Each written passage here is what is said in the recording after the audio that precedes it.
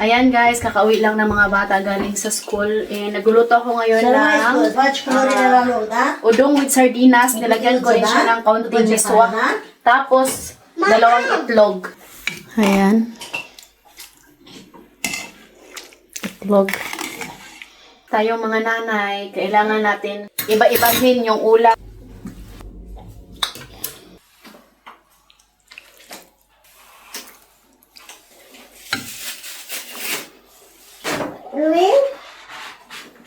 At kung magtatanong kayo kung kumakain ba yung mga anak ko ng udong with sardinas, nasanay po sila since bata pa lang. Sinanay ko sila sa ating pagkaing Pilipino. Ayan.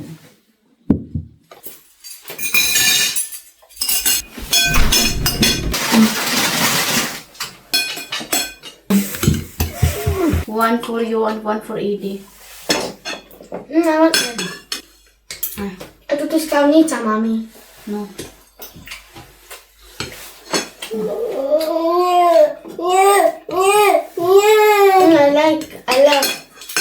I love. Give me the kid. It's so big, man. Yung grapes, ah.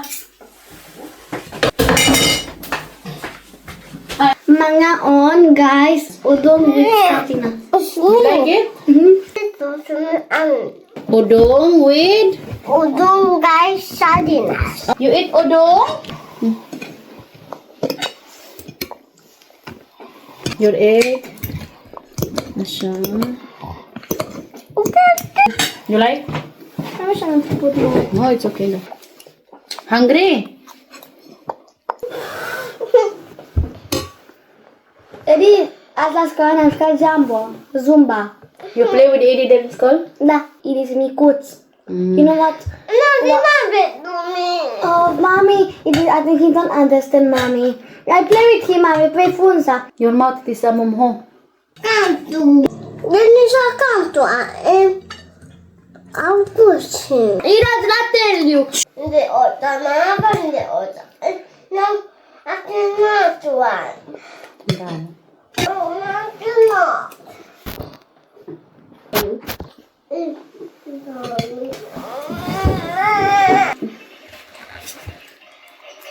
Si Edie, kumakain naman siya mag-isa. Kaso nga lang, kailangan mo lang talagang subuan dahil sobrang tagal. Ayan, gutom to sila kay naglaro pa man sila sa labas. Gustong gusto niya yung tinapa. Like a bones? No, Drink a water. I don't want to eat anymore, Mommy. Give me that. It's pain here. Can I take egg? Yes, your mommy will finish that. But I really want to eat, Mommy, but it's pain my mouth. I want to eat, but it's something strange.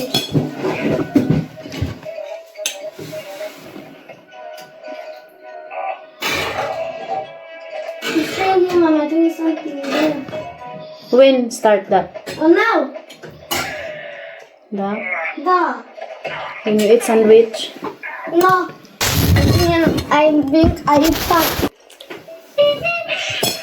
Yan na siya.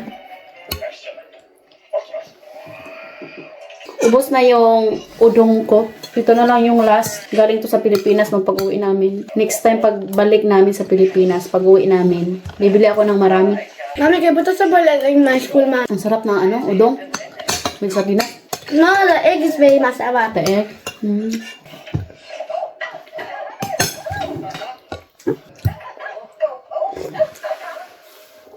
Mga anak ko kasi, pag nagluluto ako ng ulam, halimbawa, ngayon, lunch, udong at sardinas, hindi na ako nagluluto pa ng iba. Nasa kanila na po yan, kung hindi sila kakain, bahala kayo. Pero, kakain talaga yan sila. Ganun ako dito sa bahay. Hindi ako yung, marami yung ulam na hinahanda.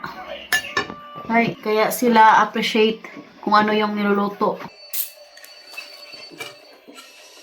Yun lang naman guys, no? Maraming salamat po sa inyo lahat sa pag-follow sa The Petty Family. Thank you for watching. We love you all.